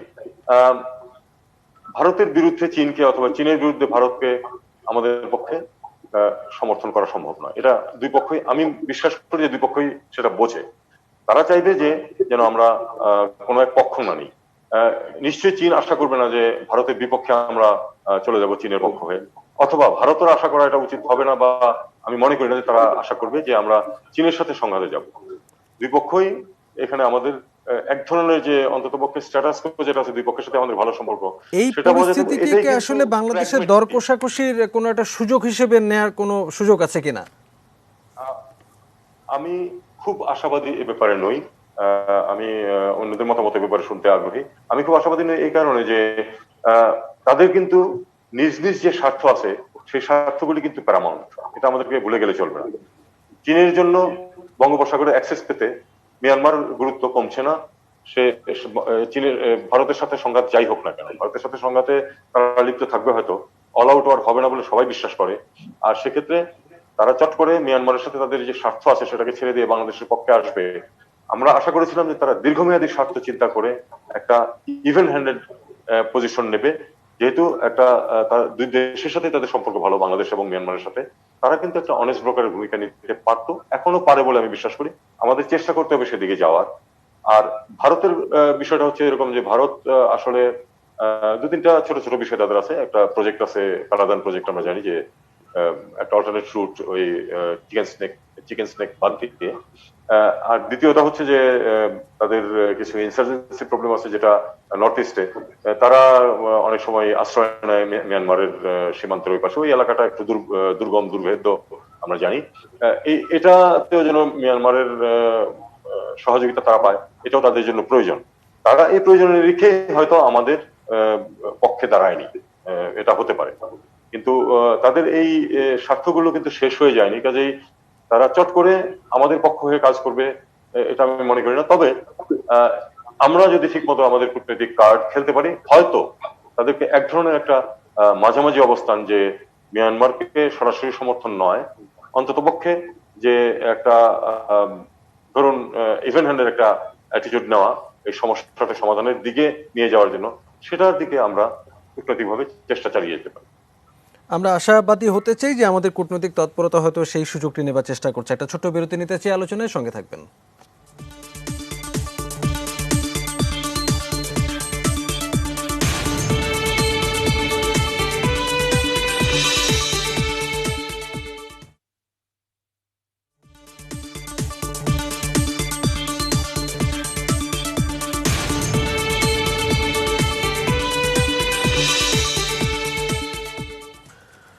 আবারও ফিরে এলাম আমরা ইস্পাহানি নিউজ আওয়ার এক্সট্রায়। আলাপ করছি রোহিঙ্গা সংকট, এই বহুল পুরনো বিষয়টি, যেটি গত 3 বছর ধরে আমরা নিয়মিতই গণমাধ্যমে নানাভাবে নানা দৃষ্টিকোণ থেকে বিশ্লেষণ করবার চেষ্টা করছি সেই বিষয়টি নিয়ে। আমাদের সঙ্গে 4 জন অতিথি। এ পর্যায়ে আবারও যেতে চাই ডক্টর নিলয় রঞ্জন বিশ্বাস, ঢাকা বিশ্ববিদ্যালয়ের আন্তর্জাতিক সম্পর্ক বিভাগের শিক্ষক। আমরা যে আলোচনাটিতে ছিলাম সেই আলোচনাতে এবার ওটা আপনার কাছে যে বিষয়টিতে যাব, যে গত সপ্তাহখানেক আগে 2 জন দলত্যাগী সৈন্য মিয়ানমার সেনাবাহিনীর তারা যখন এক ধরনের সাক্ষ্য দিলেন, গণমাধ্যমের কাছে স্বীকারোক্তি দিলেন, তারপরে পুরো বিষয়টি আলোচনা এলো এবং তারপর অনেকগুলো ঘটনা একই সঙ্গে ঘটতে শুরু করলো। তো ওই বিষয়টি নিয়ে অনেক বিশ্লেষকই কিন্তু এমনটা বলছেন যে ওই স্বীকারোক্তি হয়তো শেষ পর্যন্ত আন্তর্জাতিক বিচার আদালতে বা অপরাধ আদালতে হয়তো খুব বেশি এটি গ্রহণযোগ্য হবে না। আর আদালত তো নিজেরাও এক ধরনের তদন্ত করছে, তারাও অনেক রকম তথ্য প্রমাণ সংগ্রহ করছে, ফলে এই সাক্ষ্য বা এই স্বীকারোক্তি হয়তো বাড়তি একটি তথ্য প্রমাণ হিসেবে হয়তো তারা বিবেচনা করতে পারে। তো এই পুরো বিষয়টিকে আপনি কিভাবে বিশ্লেষণ করতে চাইবেন? ধন্যবাদ আবারও আপনাকে।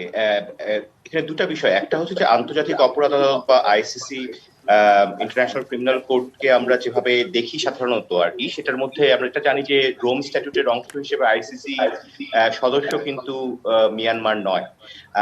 সো সেই আইসিসি যে ধরনের ভার্ডিক্ট ভবিষ্যতে থাকবে বা যে ধরনের কার্যক্রম থাকবে সেটা মিয়ানমারের উপরে, এটা আমরা সকলেই বুঝতে পারি যে ঠিক আইনগতভাবে বাধ্যতামূলক নয় এটা মিয়ানমার পালন করার জন্য। কিন্তু এখানে গুরুত্বপূর্ণ যে বিষয়টা সেটা হচ্ছে যে এই 2 জন দলত্যাগী সদস্য ভবিষ্যতে আইসিসির ইনভেস্টিগেশনের অংশ হিসেবে যদি সাক্ষী হিসেবেও আসে, অথবা তাদেরকে যদি এখানে এক ধরনের পারপিট্রেটর করা হয়, যদিও পারপিট্রেটর করা যেতে পারে কিনা সেটা একটা আইনগত বিষয় থাকবে, রোম স্ট্যাটিউট, মিয়ানমার সদস্য নয়, এই বিষয়গুলো তখন আসবে। কিন্তু যদি ইন্ডিভিজুয়াল হিসেবে সাক্ষ্য প্রদান করে, তারপরেও এটা মিয়ানমারের একজন ইন্ডিভিজুয়ালের এগেইনস্টে সেটা সেনাপ্রধান হতে পারে, সেনাবাহিনীর কেউ হতে পারে। ইনফ্যাক্ট এই দুজন সদস্য যে 6 জন ঊর্ধ্বতন কর্মকর্তার নাম বলেছে পদবী সহ, যারা ক্যাপ্টেন থেকে লেফটেন্যান্ট কর্নেল পর্যন্ত, এদেরকেও কিন্তু আইসিসিতে ইন্ডিভিজুয়ালি ইয়ে করা যেতে পারে, তাই করা যেতে পারে। কিন্তু আবার একটা প্রশ্ন তো আসবে, মিয়ানমার যেহেতু রোম স্টেটের সদস্য না। মানে আমি যে বিষয়টা এখানে বলার চেষ্টা করছি সেটা হচ্ছে যে হ্যাঁ, মিয়ানমার সদস্য নয় হিসেবে আইসিসির প্রভাব মিয়ানমারের উপরে দেশ হিসেবে থাকবে কি থাকবে না সেটা একটা ভিন্ন বিষয়।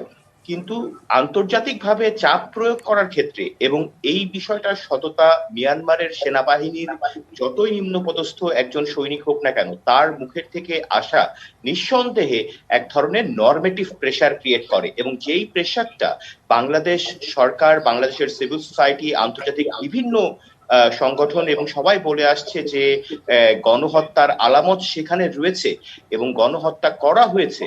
সুতরাং সেই যে অভিযোগটি রয়েছে সেই অভিযোগকে অনেকখানি শক্তিশালী একটি অভিযোগ হিসেবে প্রতীয়মান করে থাকে। এবং আপনি এটাও জানেন যে একটা কথা হচ্ছে যে যেহেতু আইসিসি তার নিজস্ব প্রসিকিউশন এবং ইনভেস্টিগেশন প্রসেসটাকে আরো স্মুথ করার জন্য বাংলাদেশের থেকে এই কাজটা করতে চাচ্ছে, কারণ রোহিঙ্গাদের ইন্টারভিউ নেওয়া যার অনেকখানি এটা আইসিসি করেছে। গত বছর প্রায় 6 মাসের উপরে আইসিসি প্রসিকিউশন টিমের লোকজনরা এখানে ছিলেন কক্সবাজার। তো এই বিষয়টাকেও মানে এটা যে আইসিসি সিরিয়াসলি নিচ্ছে সেটার একটা প্রমাণ হিসেবে আমরা বলতে পারি যে এই দুজন সেনা সদস্যকে ভবিষ্যতে যে প্রক্রিয়ায় আইসিসির যে আইনি প্রক্রিয়াকেই তাদের এই ইন্টারভিউ গুলোকে বা তাদের এই কথাগুলোকে গ্রহণ করা হোক না কেন, সেটার একটা গুরুত্বপূর্ণ প্রভাব থাকবে। আইনগত হোক বা না হোক সেটা ভিন্ন বিষয় হতে পারে। বিষয়টা হচ্ছে তাদের মুখের থেকে এটা শোনা, সেটা অনেক গুরুত্বপূর্ণ। এবং এটা ডেফিনেটলি মিয়ানমারের বর্তমান কাজগুলোকে বা বর্তমান এই যে মিলিটারির সমাবেশ বলি বা সেটা বাই রোটেশনের কারণে হোক বা সামনে নির্বাচন আছে, ওখানে আরাকান আর্মির কথা হোক, আমরা এটাও শুনেছি যে রোহিঙ্গাদের এটা এখন প্রোপাগান্ডা হতে পারে, একটু ভ্যালিড সোর্স থেকে আসলে ভ্যালিডেট করার সুযোগ ছিল না। সেটা হচ্ছে যে রোহিঙ্গারাও বোধহয় ওখানে এক ধরনের সশস্ত্র দল করছে কিনা সেরকম কিছু মিডিয়াতে এসছে এই কথা। এটা মিয়ানমারের প্রোপাগান্ডাও হতে পারে। এই সবগুলো কারণকে সাথে নিয়ে কিন্তু মিয়ানমার এক ধরনের পুঁজি করতে চাচ্ছে পুরো বিষয়টাকে, যে আসলে মিয়ানমারের শোডাউন কোন দিক থেকে হবে। এবং মিয়ানমার যে রাষ্ট্র, কিন্তু ডিপ্লোম্যাটিক্যালি মিয়ানমারের এখানে কোনো সুযোগ নাই। মিয়ানমারের সুযোগ রয়েছে হচ্ছে গিয়ে যে একটা কনফ্লিক্ট, একটা ছোট আকারের কনফ্লিক্ট তৈরি করা রাখাইন রাজ্যে, আবার যে কনফ্লিক্ট শুরু করে বা সূত্রপাত ঘটিয়ে মিয়ানমার তার মিলিটারি ইন্টারভেনশনটাকে লেজিটিমাইজ করা পুনরায়, এবং যার ফলশ্রুতিতে হয়তোবা আবার সেখানে এক ধরনের ডিসক্রিমিনেশন অন দ্য সিভিলিয়ানস বা রোহিঙ্গাদের উপর আরেক ধরনের ডিসক্রিমিনেশন আসতে পারে, বা নির্বাচন ব্যবস্থা সামনে কি অবস্থায় যেতে পারে, বা সেখানে মিলিটারি কন্ট্রোল আরেকটু পুনরায় স্থাপন করার সুযোগ তৈরি হবে কিনা, সেই সুযোগটা তৈরি করার ক্ষেত্রেও কিন্তু এই বিষয়গুলোকে কাজে লাগিয়ে মায়ানমার সেখানে কিছু অপতৎপরতা চালাতে পারে। নিশ্চয়ই। আমরা এবার যেতে চাই ইশফাক ইলাহি চৌধুরী, আবারও আপনার কাছে। আপনি তখন একটা বিষয় বলছিলেন যে মিয়ানমারের যে গ্রামগুলো বুলডোজার দিয়ে মিশিয়ে দেওয়া হয়েছিল, পুড়িয়ে দেওয়া হয়েছিল, তো সেখানে চিহ্ন এখনও রয়ে গেছে। আর আমরা আন্তর্জাতিক গণমাধ্যমের বিভিন্ন খবরাখবর থেকে দেখছি যে সেগুলো সাম্প্রতিক সময়ে যে সেখানকার মিয়ানমারের সরকারি মানচিত্র থেকেও সেই গ্রামগুলো, সেই এলাকাগুলো কিন্তু সম্প্রতি বাদ দেওয়া হয়েছে। অর্থাৎ মিয়ানমার ধরেই নিচ্ছে যে খুব শিগগিরই এই রোহিঙ্গাদের ফিরে আসবার কোনো তারা সম্ভাবনা দেখছে না, এবং এটা তো এরই মধ্যে প্রমাণিত যে তারা সময় ক্ষেপণ করছে, তারা অন্যদিকে তাদের সবার মনোযোগটাকেও আসলে সরিয়ে দিতে চাইছে। তো এটি যেমন একটি বিষয়, আবার সাম্প্রতিক সময় উস্কানির বিষয়গুলো রয়েছে। তো আমাদের আসলে সংঘাতে যাবার মতো বাস্তবতা আসলে বাংলাদেশে আছে কিনা, আমাদের প্রস্তুত থাকতে হবে, সেটা আপনি যেমনটি বলছিলেন সেই প্রস্তুতিও বেড়েছে, কিন্তু পরিস্থিতি যদি চাপিয়ে দেওয়ার মতো হয় সেক্ষেত্রে বাংলাদেশের কৌশল কি হওয়া উচিত? আপনি যেটা বললেন যে তাদেরকে মানে তাদের গ্রামগুলোকে নিশ্চিহ্ন করে দেওয়ার একটা প্রচেষ্টা, আপনার যখন ব্রেক টাইমে আমরা শেয়ার করছিলাম আমাদের নিজেদের মধ্যে, এখনো কিন্তু আপনার just even on a smartphone আপনি গুগল আর্থে গিয়ে দেখতে পাবেন বা গুগল ম্যাপে গিয়ে দেখতে পাবেন যে পরিষ্কার গ্রামগুলোর মধ্যে তারা বানাচ্ছে, তারা সরকারি উদ্যোগে কনস্ট্রাকশন করছে। তারা কোনো কোনো ক্ষেত্রে তারা সাংবাদিকদেরকে বলতে চেয়েছে এগুলো আমরা যেসব রিফিউজিস ফিরে আসবে তাদের জন্য রিসেপশন ক্যাম্প করছি, কিন্তু আসলে এগুলো তাদের সেনাবাহিনী এবং আধা সামরিক বাহিনী এবং সরকারি কর্মচারীদের বাসস্থান সেখানে করা হচ্ছে, এবং তার পাশেই হয়তো বৌদ্ধ গ্রাম আছে, সেগুলোকে তারা ধরছে না। মুসলমান গ্রামগুলো, প্রধান গ্রামগুলো রোহিঙ্গা যারা ছিল সেগুলোকে তারা মিশিয়ে দিচ্ছে, এবং এমন কোনো কোনো ক্ষেত্রে সেগুলোর যে পুরোনো নামকে বদল করে তারা মায়ানমারিজ নাম এবং নতুন ভাবে তাদেরকে ম্যাপিং করছে। তো এগুলো জেনোসাইডের একটা ওয়ান অফ দি আইডিয়া, যে বা এথনিক ক্লিনজিং এর একটা process through out the history আমরা দেখেছি, যে ইতিহাসকে নতুন করে লেখার একটা প্রচেষ্টা তারা করবে। তো যেটা আমি প্রথমেই বলে দিয়েছি যে এখানে সংঘাতের সমস্যা আমরা কখনোই চাইবো না, তবে যদি চাপিয়ে দেওয়া হয় সেটার রেসপন্স করার মতো ক্ষমতা বাংলাদেশ সরকারের আছে, বাংলাদেশ সেনাবাহিনীর আছে, সশস্ত্র বাহিনীর আছে, এবং সেটা মায়ানমারও খুব ভালোভাবেই জানে যে আমরা সম্পূর্ণভাবে প্রস্তুত। তবে আমি আরেকটা জিনিস যেটা আমাদের এর আগে ইয়েতে বলেছিলেন, যে আমাদের কূটনৈতিক তৎপরতার ক্ষেত্রে কিন্তু আমরা এখন একটা যদি আমরা আমাদের কার্ড গুলো, ডিপ্লোম্যাটিক কার্ড ভালো করে খেলতে পারি, তাহলে আমাদের এই যে চীন এবং ভারতের মধ্যে যে এখন যে উত্তেজনাকর পরিস্থিতি চলছে, সেখানে বাংলাদেশ কিন্তু একটা ভীষণ ইম্পর্টেন্ট একটা পজিশনে আছে। ওই যে তৌহিদ হোসেন সাহেব যে বললেন কালাদান প্রজেক্ট, কালাদান প্রজেক্ট হচ্ছে যে কলকাতা থেকে সমুদ্রপথে দেওয়া, যেটা সমুদ্রপথে সেখানে যাবে ইয়েতে আপনার আকিয়া, ওখান থেকে কালাদান নদী হয়ে তারা মিজোরামের একদিক দিয়ে হয়ে তারপরে আবার রোড কানেকশন করে মিজোরাম হয়ে তারা একটা অল্টারনেট, এর জন্য অনেক টাকা তারা খরচ করেছে। কিন্তু এটা একটা অনেক লম্বা প্রসেস, এবং এই কালাদান নদীতেও মানে বর্ষা ছাড়া ইয়ে থাকে না, পানি সবসময় থাকে না, এবং মানে এটা একটা না পারতে তারা করেছে। কিন্তু বাংলাদেশের সাথে ভারতের গত কয়েক বছরের উন্নয়নের ফলে এখন কিন্তু তারা এই কালাদান প্রজেক্টটা is no longer so important, যে কারণ এখন আমরা চট্টগ্রাম বন্দর থেকে ডাইরেক্টলি, সেটা কলকাতা হোক, সেটা বোম্বে হোক, যেখান থেকে মাল আসবে কলকাতায়, চট্টগ্রামে, সেখান থেকে কন্টেইনারে করে ডাইরেক্ট আমাদের আখাউড়া, আগরতলা হয়ে সমস্ত নর্থ ইস্ট এমন কানেক্ট করা যেতে পারে। আমাদের ইভেন বেনাপোল থেকে কন্টেইনার এখন যাচ্ছে, আমাদের দর্শনা থেকে কন্টেইনার, সেটারও এক্সপেরিমেন্ট ইয়ে হয়েছে, আমাদের যমুনা ব্রিজ হয়ে আমরা তাদেরকে প্যাসেজ দিচ্ছি। এবং সো আমাদের এটা একটা উদ্দেশ্য যে কালাদান প্রজেক্ট যেটা নিয়ে তাদের একটা দায়বদ্ধতা ছিল, সেই দায়বদ্ধতা যেন ভবিষ্যতে কতটুকু না থাকে, এবং যেন তারা আমাদের এর বদলে কি আমরা চাইবো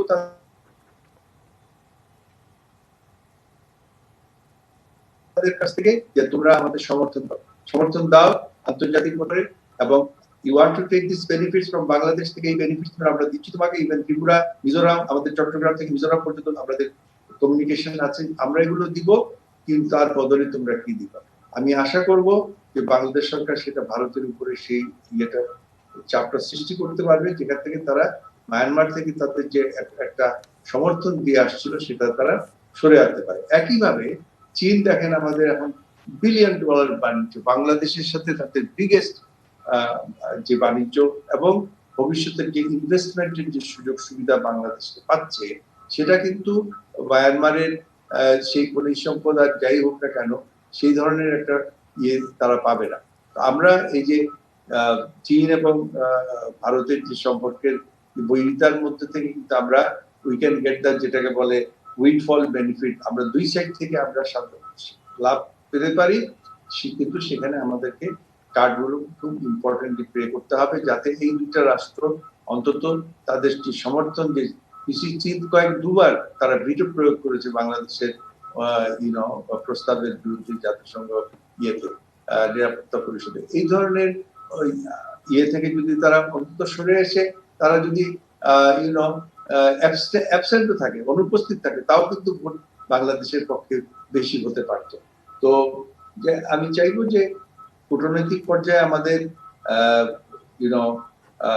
যেসব যত ধরনের ইয়ে আছে, আসিয়ানের কথা বলা হয়েছে, সেখানেও আমরা করতে পারি, তুরস্ক বা মুসলিম দেশগুলো থেকে সাপোর্ট আরো বাড়ানো যেতে পারে, তাদের চাপ সৃষ্টি করা। তবে দীর্ঘমেয়াদী, সেই সঙ্গে আমি বলবো যে রোহিঙ্গা যেগুলো আমাদের রিফিউজি আছে তাদেরও ভরণ পোষণ এবং তদারকিতে আন্তর্জাতিক সাহায্য বাংলাদেশের অর্থনীতিতে যাতে চাপ না পড়ে সেজন্য আমাদের প্রচেষ্টা চালিয়ে যেতে হবে। তবে যেটা তৌহিদ হোসেন সাহেবের সাথে আমি একমত হব যে এটা আসলে একটা দীর্ঘমেয়াদী একটা সমস্যা বাংলাদেশে থেকেই যাবে।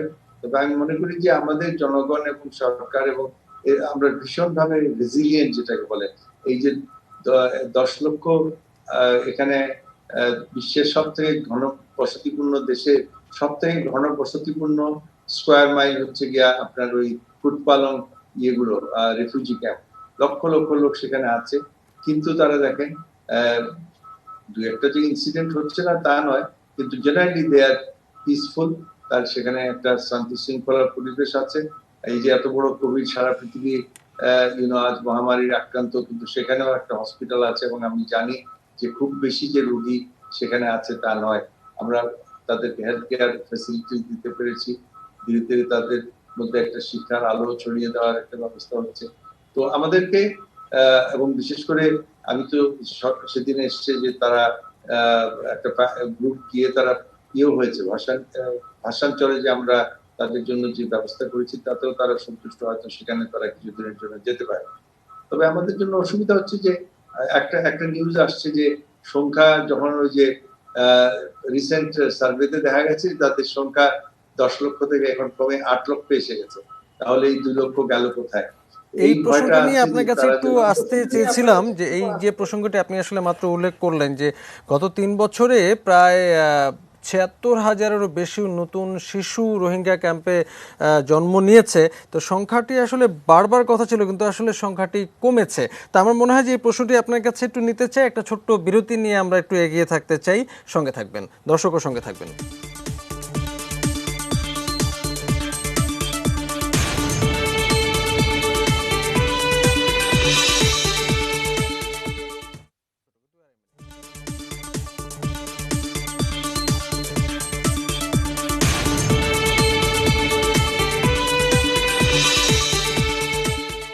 ইস্পাহানি নিউজ আওয়ার এক্সট্রায় আলাপ করছি রোহিঙ্গা সংকট নিয়ে। 4 জন অতিথি আমাদের সঙ্গে। আমরা একদম প্রায় শেষ পর্বে আছি এবং খুব দ্রুত কিছু আলোচনা শেষ করব।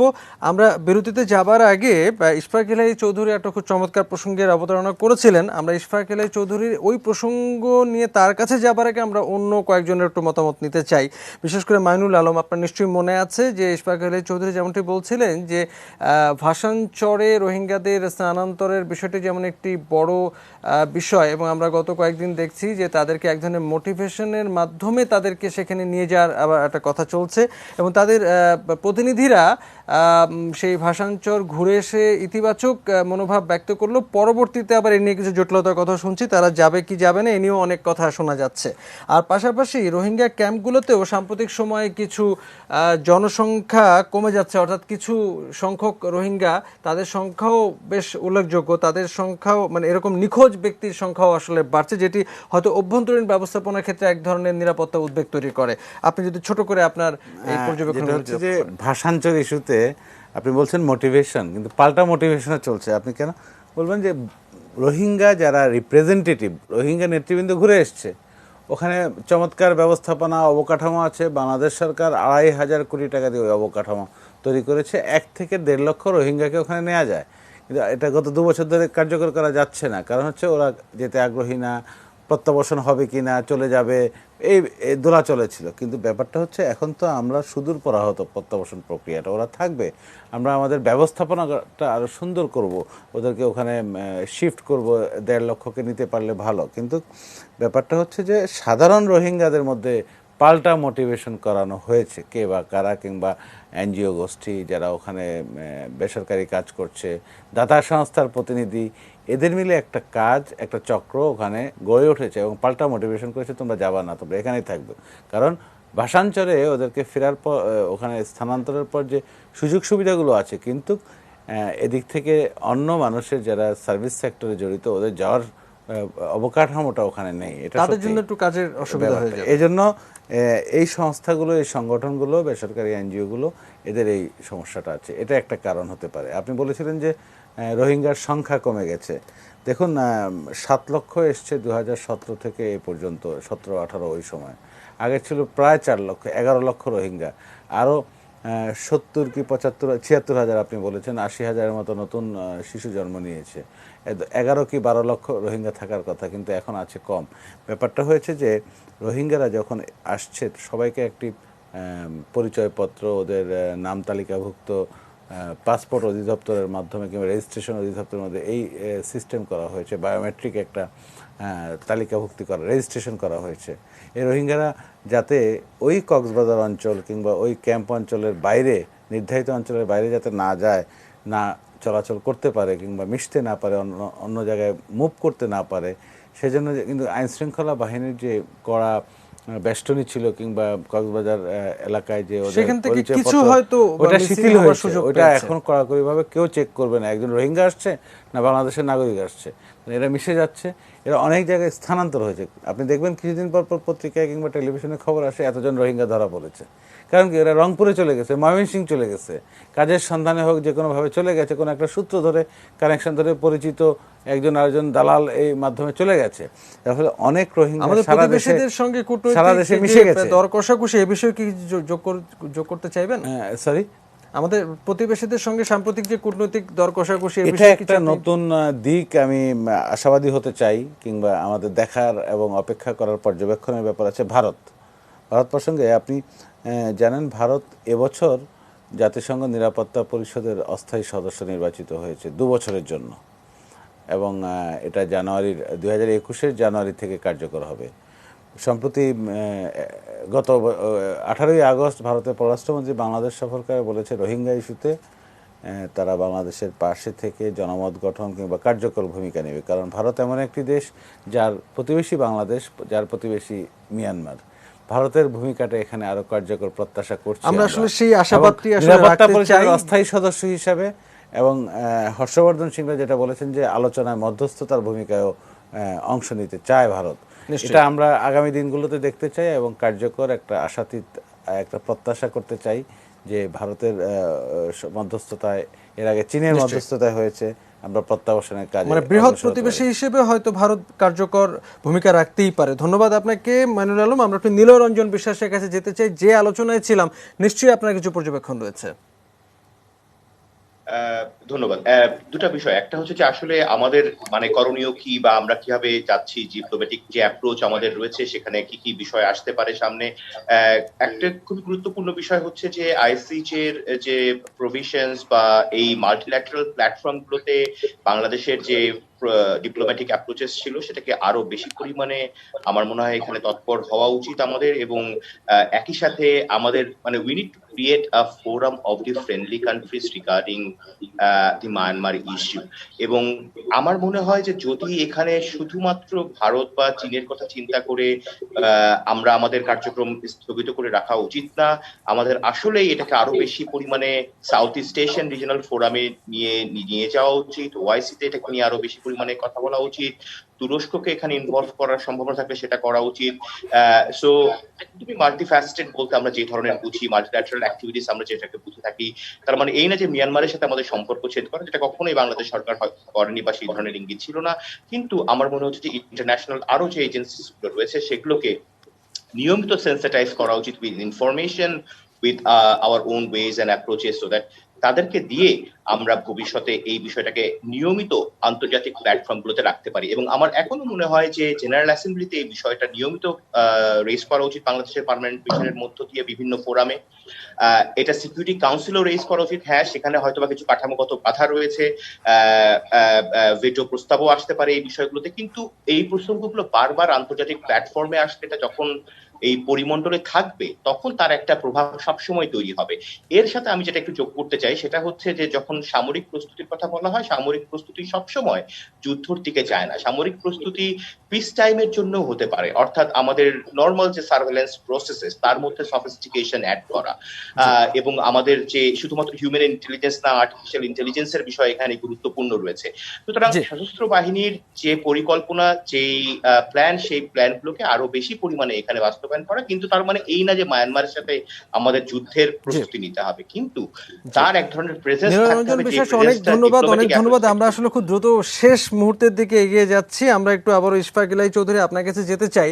যে প্রসঙ্গটা তখন আপনি আসলে যে শুরু করেছিলেন, যে একটা অভ্যন্তরীণ ব্যবস্থাপনার ক্ষেত্রে কিছু উদ্বেগ তৈরি হচ্ছে, ক্যাম্প থেকে রোহিঙ্গারা চলে যাচ্ছে, আবার ভাষাঞ্চলে যাওয়া না যাওয়া নিয়েও এক ধরনের নানা সমীকরণের কথা আমরা আসলে শুনি। এবার আপনার কথাটা, আপনার বিশ্লেষণটা শুনে নিতে চাই, কিন্তু সময় বড় অল্প, একটু সংক্ষেপে। এক হচ্ছে তো যে আমরা এই যে আপনার বললেন ৭৬,০০০ শিশু জন্ম নিয়েছে, কিন্তু কিছু তো ধরেন অন্তত ৫০,০০০ ইতিমধ্যে হয়তো মারাও গেছে, কারণ জন্ম মৃত্যু এটা দুইটাই চলতে থাকে, সেটা একটা ফ্যাক্টর। তবে উনি যেটা বললেন যে সাংবাদিক মাইন সাহেব যেটা বললেন যে আমাদের যেসব লুপহোলস গুলো আছে সেগুলো প্লাগিং বন্ধ করতে হবে, যে তারা কোনোভাবেই যেন ক্যাম্প থেকে বেরিয়ে না যেতে পারে। এবং ইনফ্যাক্ট তারা অনেকে যে বোট পিপল হয়ে তারা মালয়েশিয়া যাচ্ছে, এটাও কিন্তু একটা আমাদের তদারকির অভাবের একটা প্রমাণ। সেগুলো আমাদের কোস্টগার্ড বলুন, পুলিশ বলুন, এগুলো করতে হবে। এবং একই সঙ্গে আমি মনে করি যে তাদের ক্যাম্পগুলোর এই যে তাদের মধ্যে যে এনজিও বিভিন্ন দেয়ার আর সাম ভেস্টেড ইন্টারেস্ট, এনজিওরা তারা চাচ্ছে যে এটা জিয়ে থাকুক, তাদের ইনফ্লুয়েন্সটা সেখানে থাকুক, তাদের ফান্ড আসতে থাকুক। সেখানেও আমার মনে হয় সরকারের অত্যন্ত কড়া নজর দেওয়া উচিত, এবং আমাদের যেসব সরকারি যে ইনভেস্টমেন্ট গুলো আছে আমরা তাদের জন্য করেছি সেগুলো ব্যবহার করা উচিত, এবং তাদের সার্বিক আমরা লুক আফটার করবো, আইন শৃঙ্খলা পরিস্থিতিটাও দেখবো, এবং সেই সঙ্গে তাদের রিপেটেশন। অনেক ধন্যবাদ ইশফাক ইলাই চৌধুরী। আমরা আসলে আপনার আলোচনাটা এখানেই ছাড়ছি। আমরা তৌহিদ হোসেনের কাছে একেবারে শেষ লাইনটি শুনতে যেতে চাই আমাদের আলোচনা শেষ করবার জন্য। ধন্যবাদ। আমি একেবারে খুব সংক্ষেপে বলছি যে বেরিয়ে যাচ্ছে রোহিঙ্গারা এই থেকে, ক্যাম্পগুলি থেকে, এটা আমাদেরকে অবশ্যই ঠেকাতে হবে, কারণ সংখ্যাটা এভাবে কমে যাওয়ার কথা না। তাদেরকে দেশের বিভিন্ন জায়গায় দেখা যাচ্ছে। ভাষাঞ্চলের ব্যাপারে আমার শুধু একটা একেবারে অন্যরকম সাজেশন আছে, সেটা হলো যে রোহিঙ্গারা বেরিয়ে গেছে তাদেরকে আইডেন্টিফাই করুন, সম্ভব অনেককে আইডেন্টিফাই করা সম্ভব, তাদেরকে ভাষাঞ্চলে নিয়ে যান প্রথম গ্রুপটা সেটা যাক, কারণ যারা এখান থেকে বেরিয়ে দেখে গেছে তারা কিন্তু থ্রেটের সম্মুখীন। এটা এরকম খবর আছে যে তাদেরকে হুমকি দেওয়া হচ্ছে তারা যেন পজিটিভ কিছু না বলে, যাতে করে এই জিনিসটা না হয়। কিন্তু যারা বেরিয়ে গেছে তাদেরকে আইডেন্টিফাই করুন এবং তাদেরকে ট্রান্সপোর্ট করে এই প্রথম গ্রুপ হিসেবে তাদেরকে নিয়ে ইয়াতে রাখুন। এটা হলো আমার একটা প্রস্তাব।